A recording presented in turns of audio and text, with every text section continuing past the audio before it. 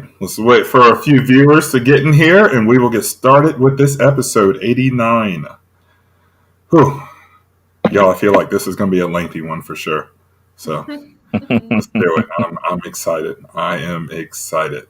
So, fun fact, my nails look really bad right now, but I refuse to paint them or do anything to them because I was wearing this color when we played Florida last weekend, so they're staying as is.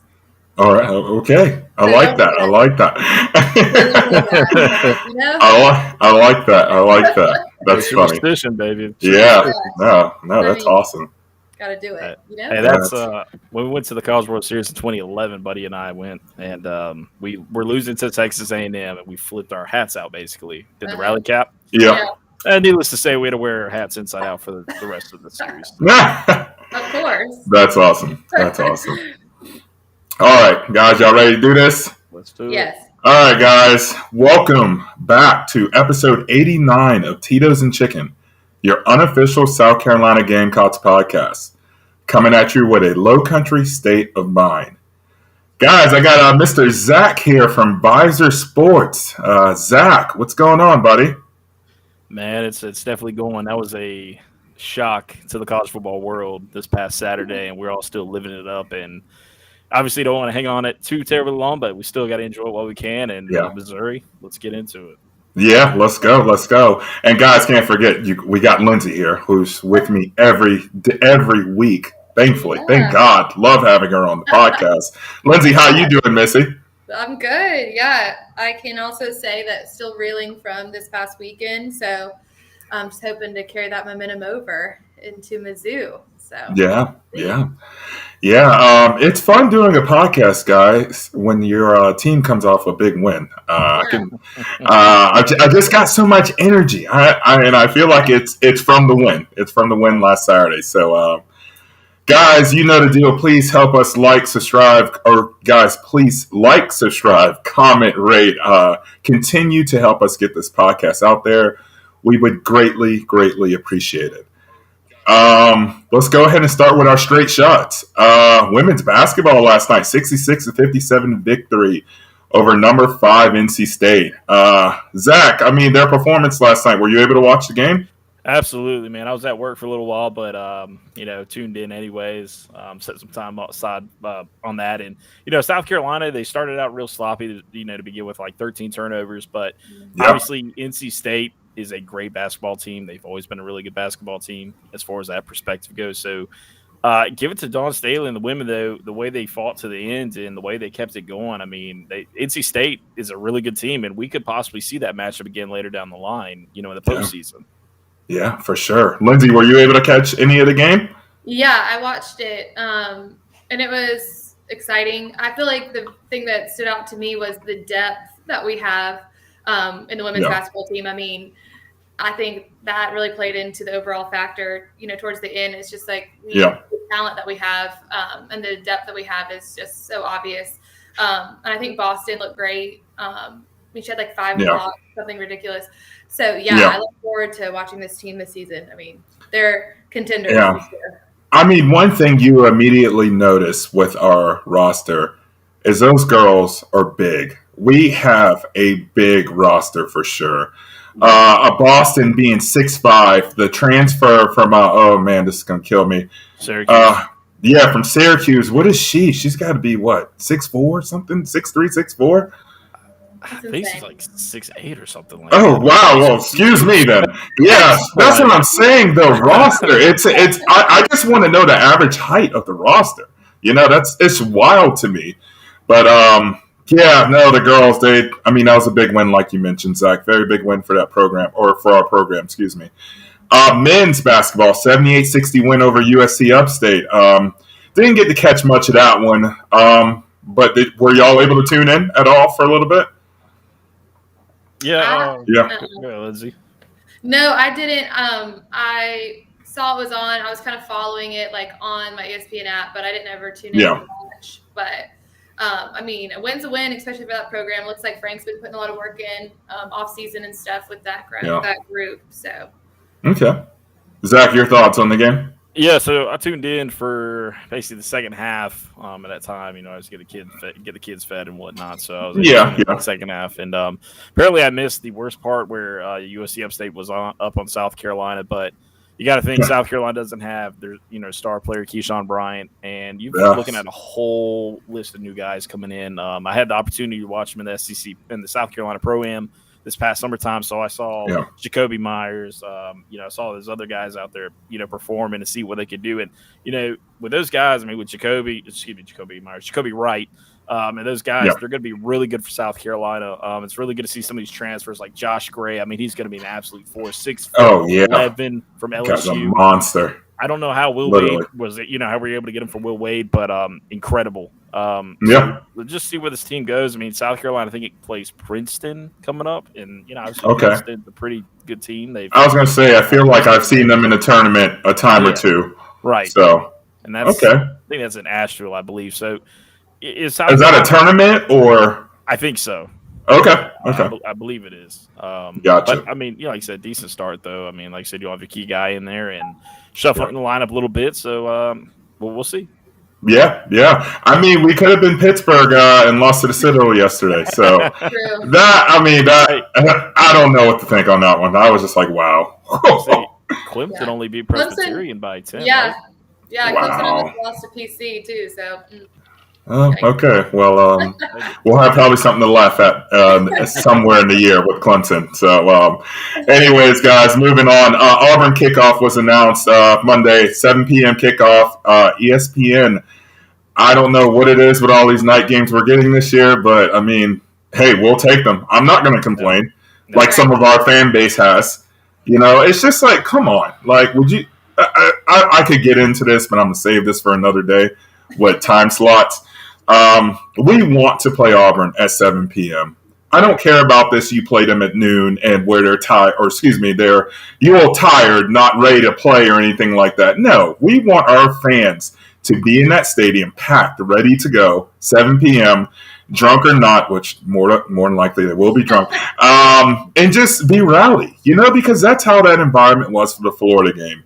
So, yeah, hell yeah, 7 p.m. kickoff. I will take that for sure. And another thing, Brown announced a starter. I'm pretty sure that was obvious throughout the Gamecock fan base. But, yeah, what are your thoughts on Brown, Zach? His performance against Florida. Hey man, Jason Brown. I mean that he is a story. I mean, you want a movie to be made, make it about that guy. I get the whole thing with Zeb Nolan, Gratis. I mean, it's incredible. Don't get me wrong, but this guy was playing in a whole nother division, and he's bringing it to SEC play. He was able to make these incredible plays. I mean, that one the spin move to hit Josh Van down the field, that was insane. Yeah, I mean, I'd say I'd be straight up. It gave me Cam Newton vibes. I mean, I'm not comparing the guy. I'm not comparing the guy, but yeah. Man, you just see Jason Brown handle what was going on, being able to move the ball, being able to just have great, awareness on the field. Now, I will say he did throw behind him a few times, and if you clean that up, obviously you're going to get more strides, some really good plays going down the field. But not a bad start, man, for Jason Brown. Not bad at all. Okay, Lindsay, your thoughts on his performance, Florida game? Yeah, I totally agree. I think what stood out to me was his poise. I mean, I feel like, you're on the biggest stage he's been on, playing an SEC opponent, SEC East opponent like Florida at night. And Willie B, I mean, talk about pressure. And I feel like he just was able to get right into it. I mean, that flea flicker play call was brilliant. Loved it. First snap of the game. Can't say that too much about Satterfield's play calling this year, but okay. Yeah, not Satterfield this game. Like, I was absolutely impressed. By his complete game they put together. But anyways, Brown played awesome. I think the poise, the leadership that he showed is huge. That's what we've needed in that position. And I mean, he's a gunslinger. My God, like that's what we want. He really is. It's just fun. It was so fun to watch. So I'm glad he got the start. I think it's pretty obvious that he would, but yeah. Yeah, for sure. Okay, well, guys, let's go ahead and jump into this Missouri breakdown here. Missouri is 4-5, 1-4 in SEC play. Their only SEC win has been over Vandy. Then again, who hasn't beaten Vandy? Through 9 games, the defense is giving up an average of 36 points. And I looked at our stat with the defense. We're giving up 23 points. So we know this defense is atrocious, Zach. I mean, that's not even a question. Mm-hmm. It's just do we get the same performance offensively we did against Florida, against Missouri? What do you think on that topic? I mean, honestly, why not? You're looking at a team from Missouri that they gave up 35 points to North Texas. I'm looking at this real quick. Southeast Missouri Redhawks gave 28 points to them. Obviously, Tennessee steamrolled them 62-24. They gave up 41 points to Boston College. I mean, there's no reason that South Carolina shouldn't have that same kind of offensive performance that they had last week against Florida. No reason. And the running game should absolutely get going, just the way it did against Florida. The scheme looked great against Florida. They went to the weaknesses of what Florida has with Todd Grantham, and they hit it, and they hit it hard. Now, Missouri, they hit it hard enough for Grantham to get fired the next day. So, you're exactly right on that. Hey, that's South Carolina's claim to fame, man, getting coaches fired. That's what we do. Good point. You got a good point there. But, no, but it's one of those things, with South Carolina. I think that the running game, you just have so many backs back there, and it's bound to happen to open up again. Yeah. And the crazy thing was, we didn't even. I mean, I don't know. I was at the game. I saw Lloyd and Harris and White got a brunt of the carries. Did Juju even get in really at all? I mean, Juju ran the Wildcat for that touchdown. Yeah, that really. Okay, the touch. Yeah. But that was about it. Yeah, he wasn't part of the running back attack for sure, at least for them. Yeah. Okay. I mean, Lindsay, have you been watching any of Missouri plays, or any games of them so far? I'm sure you haven't. None of us have, but I mean, to see what we could do against them. Yeah, well, I mean, I was watching the Mizzou Georgia game this past weekend, and that went exactly as you'd expect it to. Yeah. But yeah, I mean, Mizzou's defense is terrible, especially in their run defense. I mean, it sets up perfectly for us to be able to run the ball effectively against them. And I just feel like the scheme, like we just all mentioned, the scheme that Satterfield put together, plays into the strengths of our team, the weaknesses of Mizzou as well. And I love the use of the fullback that they brought in. I mean, was that Jones? Who is it? Trey Jones, Yeah, that's who it is. Who was a former offensive lineman when he got here. I mean, that's smart. So I just feel like, I don't know, I just really do respect Satterfield and the play calling for this Florida game. It really made the difference. And so I feel like going forward, we should be able to use similar schemes against Mizzou just because of their, deficits, especially in the defensive play. So Gotcha. This was a question I couldn't find this. So their starting quarterback, Connor Bazelak, if I butchered that. So did he get hurt the Georgia game, or did he get hurt before the Georgia game? He got hurt against Vandy. He got hurt against Vandy. Okay. Yeah. And so they had to start those two quarterbacks against Georgia. They're both freshmen. One's a true freshman, one's a red shirt. Yeah. Okay, so I was reading a report, I want to say, 3 hours ago. I was trying to see the status on his, if he was going to play against us or not. Because, I mean, I'm going to be honest with you. Guy's throwing over for 2,000, has thrown over 2,000 yards. He's throwing the ball around the field. He's not a bad quarterback at all. Mm-hmm. But that's a huge difference if he starts compared to Macon, the guy that played against Georgia, who only has 19 attempts. Yeah. So obviously, we want Macon to be starting the game, but from what I saw on Connor, it's kind of like a day-to-day decision. So we're still going to have to wait a little bit longer on his status for Saturday. Yeah. And like I said, if there's one position on Missouri's squad that I feel is they got studs at, it's the running back position. They have a running back, and I know I'm sitting here talking about the quarterback, but their running back has over 1,000 yards in 9 games. Beatty, I want to say that's his name. He's solid. I mean, Zach, your thoughts on Beatty? You would say? Yeah, I mean, he's quick, man, very efficient. I was actually trying to look up, stats on him real quick. The previous match was mainly against Vanderbilt. Obviously, Georgia, we all know that was going to go. Yeah, of No course. surprise there. Yeah, 254 yards against Vanderbilt. That's okay. impressive. I mean, I know it's Vanderbilt, but still, I mean, 250 yards rushing. I mean, did we run for 250 yards rushing against Van? No. But then again, we were having problems at that time. So yeah.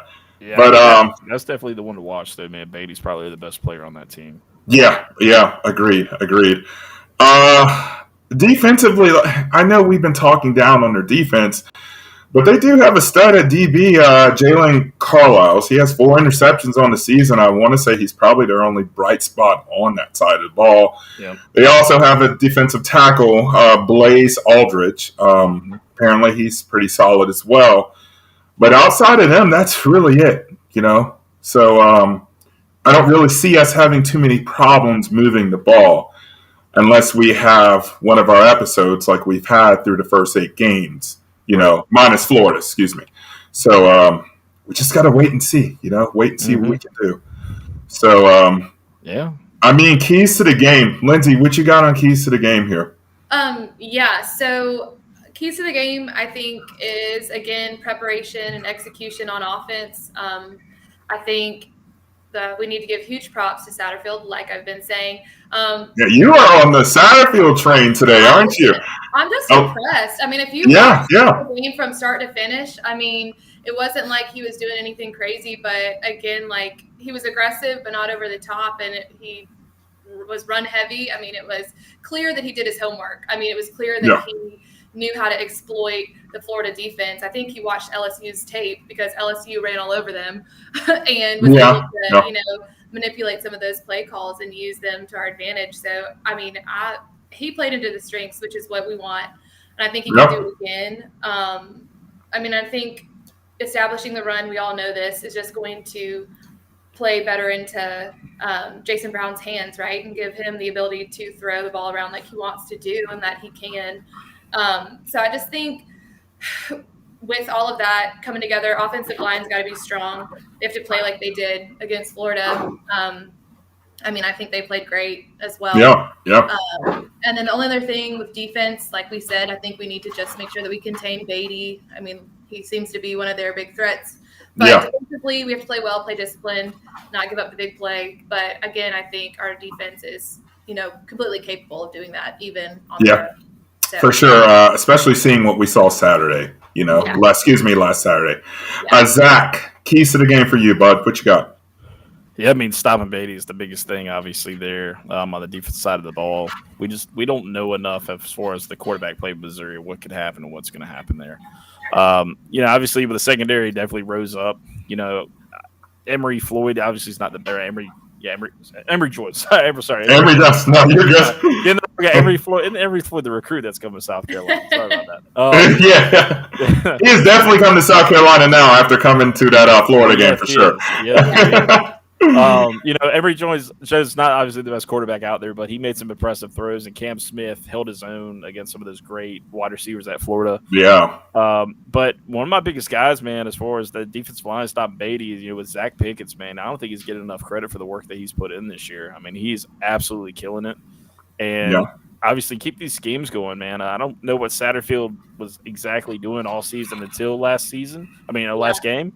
So just keep it up, man. I mean, that's whatever we were dialing up worked, and obviously keep it up, man. Just don't get cute with your trick plays. I know how Satterfield tried it against Florida. He did try one of his trick plays. So I think he needs to get that out of his system. That Tennessee one still haunts me till this day. I was at that game and I saw that and I was like, "What the hell did we just do?" I was so far up in the stands I couldn't even see who threw the ball. Someone told me, "Dude, one of your defensive linemen just threw a pass." I was like, "Are you serious?" I literally started yelling, but yeah, man. Yeah, I agree with you. I think we all agree it's keys to the game with containing Beatty. That is literally I would say their best player. So we can contain him. Get him under 100 yards rushing. That would be a good day. That would be a really good day. Yeah. I don't know what he's averaging per game, but I know it's up there for sure. Right. So okay, Zach, how about your biggest question for this game? Biggest question, it's going to be offensive play calling. It's been the question all season. And I get we played really well against Florida, but at the same time, we saw how bad Florida's defense is. And I'm not saying, obviously, Missouri's on that same level or even worse. They definitely are. But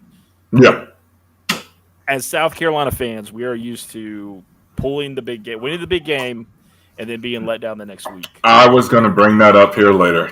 Thank you for bringing that up. Because that is the most truest statement I've heard. Yeah, I know. I'm sure you didn't. But it's true. It's absolutely true. And I've seen numerous people talk about this earlier in the week, Tuesday and Monday. Just, hey, big win against Florida. Let's go. Let's not go lay an egg in Missouri, because we are fully capable of doing that. So, we just got to see what we can do here. Lindsay, your biggest question on this game? I agree. I think the biggest question is, can this team play with that same energy, motivation, fight that they did, last weekend against Florida? Can we carry that into this weekend going into Columbia, Mizzou? I mean, are we going to be prepared to play not necessarily hostile environment, but nonetheless one that is, outside of the comfort zone, so to speak? And then my other question too is Brown's performance. What will it be? Will it be as great as it was with someone having a full game film on him? Will they be able to make some, adjustments there to stop him? We'll see. I don't know. I think he's capable of it, having a great game. But again, just a question there about, the preparation on Mizzou's side. Will he, have that to contend with or not? So those are my two. Those are one of my questions too, what to expect from Brown. But one question I do have, and I'm shocked y'all didn't bring this up, offensive line play. Can we repeat?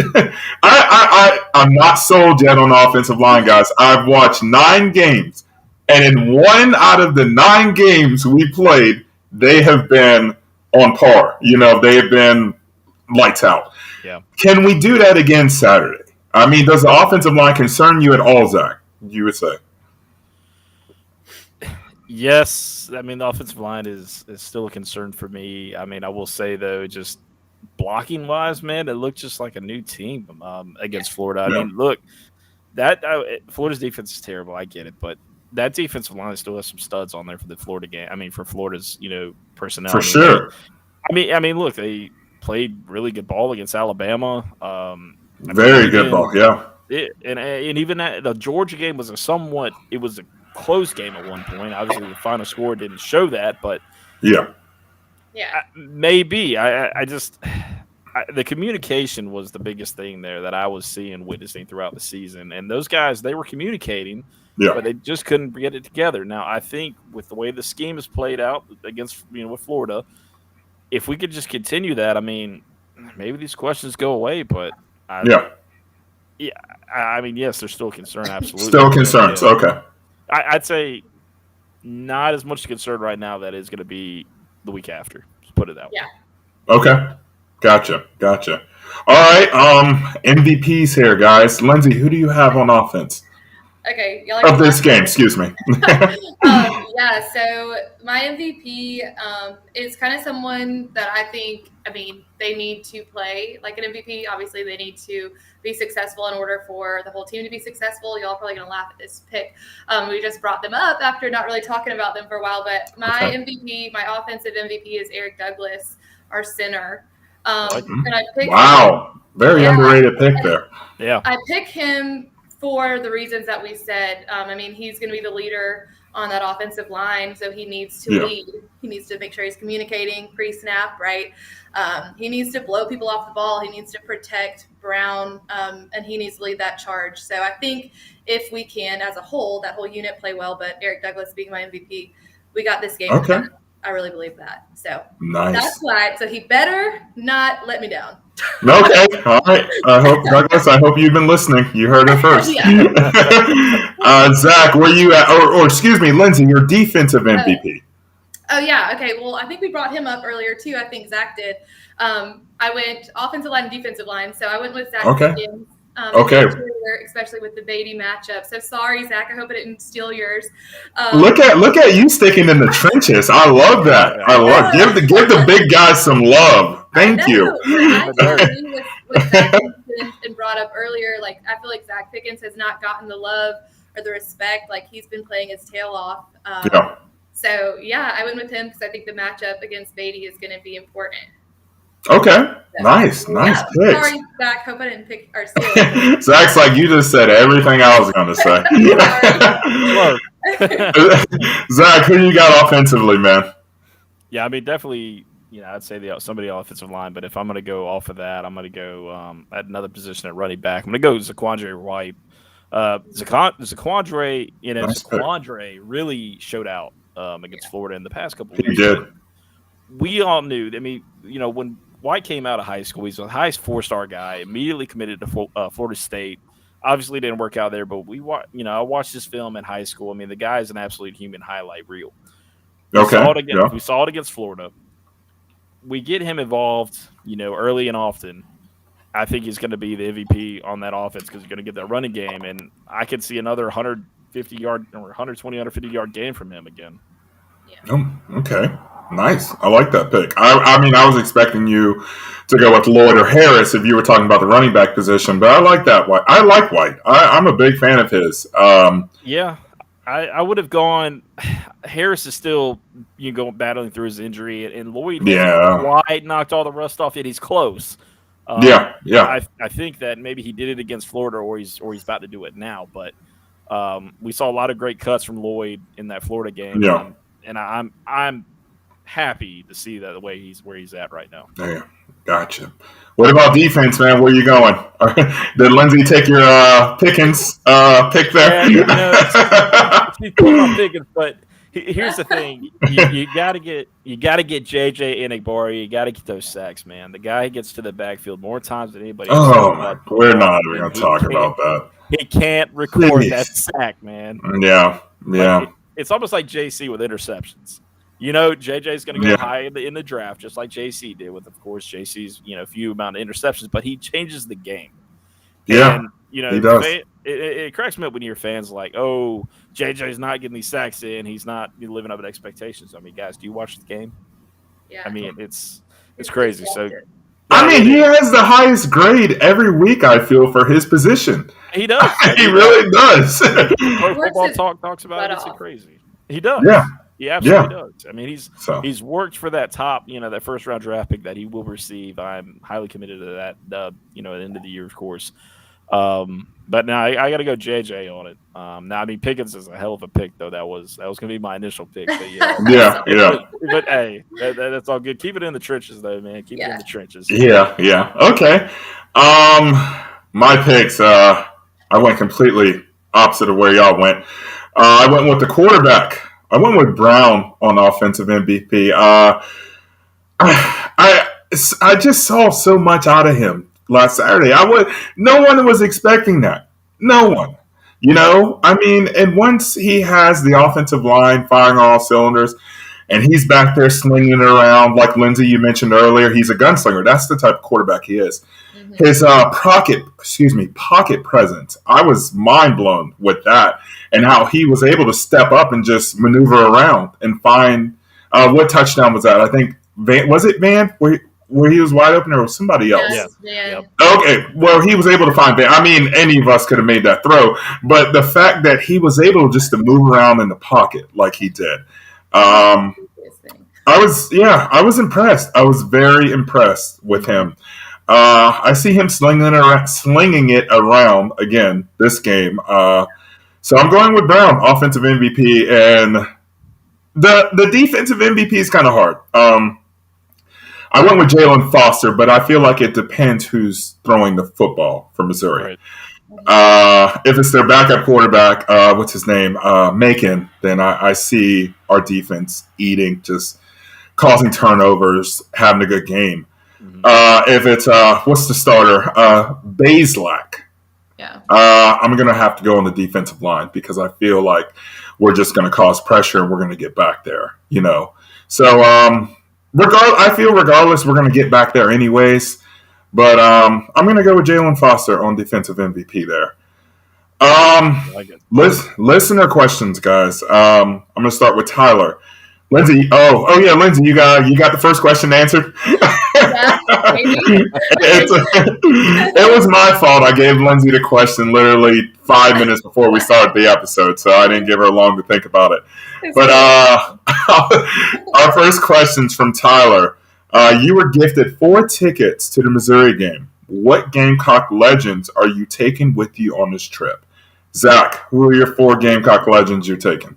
Oh man, you got to start right off the bat with a miracle in 2013 with Connor Shaw. 2013, yes, it was. Got to do that. Okay. Taking his partner Bruce Ellington, of course. Okay. I have both of those guys there. Got to reminisce, of course. Ace Sanders, man, that punt return he had against Missouri that one year, I guess, 2012. One of the craziest things I've ever seen in my life. It was 2012. Yeah, that was 2012 because that's when they were home. Yeah, and imagine, Ace Sanders was 5'8", 5'9". He pushes Shaq Wilson out of the way during this punt return to get him out of the way. I mean, absolutely crazy. And then my 4th guy, J.D. Clowney. We're just going to have a ball. Okay. Bring nice. Okay. Lindsay, who you got? Who are your 4? Okay, so I love this question, by the way. Yeah, Tyler. Tyler Lucas. Good question, man. Appreciate it. He saw me at the game running around, too, so having a good time. But go ahead, Linz. Yeah, so I definitely got to go with Connor Shaw because I'm obsessed with him, obviously. So he's got to be there. I have Deebo Samuel in there just because I love him, and I have a little Carolina elf on a shelf that I bring out for Christmas, and his name's Deebo. So I have nice. Okay. DJ Swearinger has to come as well because he's just going to be fun. Okay. And I want to talk to him about how it felt to beat Clemson, and kind of own them. So he knows a lot about that. And my 4th, I wasn't sure because, I had to ask this question too, if it had to be football players or if we could branch out to any Gamecock. Yeah. So, of course, this is hard, but I would say either Dawn Staley or Asia Wilson would be epic to hang out with too and talk about, being Natty champion. So there you go. Okay, nice. My first 2 were 2 that feel like I would have a good time with. Garcia being the first one. Now that they serve beer in the stadiums, him and I would probably be in line every end of first quarter or end of quarter, excuse me. Clowney, one of my favorite players. He's one of my, like I said, one of my favorite players. The other 2 were people I was just like, you know what, we just sit there and dissect the game and have a good time. Gilmore being one, and I went with one y'all probably would have never guessed. Sidney Rice. Oh, nice. Yeah. I went back in time a little bit. So yeah. So okay, moving on to Derek's question. Which of our running backs will have the most success against a porous Missouri run defense? Lindsay, who you got? Yeah, so this one, I went with Kevin Harris, only because I feel like we talked about, like he's had his injury coming back from it, trying to kind of get back to 100%. But I feel like he looked his best against Florida. I feel like he ran well against them. So I feel like he is getting back into that rhythm. And he's just, I mean, God, he's like a bus, right? I mean, you can't literally pull him down. Literally. He just runs over people. So I just feel like, that attitude of, not willing to go down for anyone will be significant against Mizzou. So I went with Kevin Harris. Kevin Harris. Okay. Zach, how about you, bud? Well, I mean, my answer's already there. It was Quandre White. Yeah, you answered that earlier. Yes. I could easily see though, man, Juju McDowell getting in this one and really popping off. But like, where'd this guy come from? Oh, wait a minute. That's right. South Carolina's got another running back. Literally. Exactly. I mean, you had the 5A player of the year, Georgia, an opportunity from last year. And I mean, he's a fire cannon. I mean, the guy is absolutely impressive for his size. His speed is ridiculous. The way he can change it up, man. I mean, I wouldn't be surprised if Juju comes out there and does his thing. So obviously Kevin Harris, and then of course Marshawn Lloyd. I mean, that's such a huge stable of running backs. Yeah, for sure. And it's funny because we all three went with different running backs. I went with Lloyd. Zach, like you mentioned, he is still shaking off the rust. I 100% agree with you on that. But he's just about there. He's almost there. I feel like this could be his coming out party. I really can. Maybe could be 100-yard rushing game. I can totally see that. But if the offensive line obviously is firing on all cylinders, and they're all blocking like they did against Florida game. Big fan of Lloyd, obviously, so I can see him having a good game for sure. Yeah. Okay, moving on to our last question, Taylor. Taylor, obviously, y'all know Taylor. He is still a member of this team. Taylor, hope you're doing well. You have 4 kids over there to take care of. I know you're busy. So thank you for asking us a question. We appreciate it, bud. His question is, what's the over-under on rushing yards? If we have another rushing performance like last week, are you beginning to trust Satterfield? Zach, what's up, bud? What you got? Yeah, I mean, my number is in that 200 to 250 range in the yardage for him. It's just one of those things, man. It's like, yes, the running game is doing well and the offense is clicking on firing on all cylinders, but it's Missouri. Yeah. I have no problem giving those guys props, but it just have to look at who are we playing. Yeah. Would I feel a bit better? Yes. And who knows if Satterfield could scheme up, a solid game against Missouri, maybe he can keep something ready, for Auburn and then Clemson after that. I mean, yeah. I'm right there with it. Yeah. Okay. It's close. It's close. Okay. Lindsay, how about you? Yeah, so I went with 250, kind of like what Zach said, against Mizzou because it is Mizzou. We should be able to run on them. If we're not able to run against them, should literally have a field day against them, pretty much is what y'all are saying. Yeah, exactly. Yeah. If we won't have a field day against them, then we got some problems, I think. Then we're back to square one, where we were the first 8 games. Right, that's a red flag for me. So, yeah, as far as the Satterfield thing goes, I mean, I feel like he still has got a lot to prove to us as fans. Yes, one game he called well, and I give him props for that. I've said it since Saturday night. But still, there's more to prove. There's more to be done. And the other 2 Tiger opponents that we have to, face the next 2 weekends after Mizzou are serious, especially defensively. Mm-hmm. So that's going to be the biggest test. Yes. So the biggest test is yet to come for me as far as completely earning my trust. Gotcha. There. Yeah. Yes, our next 2 Tiger opponents, I can promise you, are a lot better on defense than what we're facing this Saturday. So, but hey, we'll just have to wait and see. Guys, thank you so much for tuning in to episode 89. Zach, thank you, man, for joining us. We've had a blast having you on. Maybe we can get you on again. You're probably going to have to request off work maybe one time. But yeah, man, thank you so much for joining. We've had a blast with you. Yeah, man, definitely. It was great, man. Thanks for bringing me on. Thanks, guys. Of course. Awesome to talk to you guys. Yeah. Thank you. And on that note, guys, go Cox. Go Cox.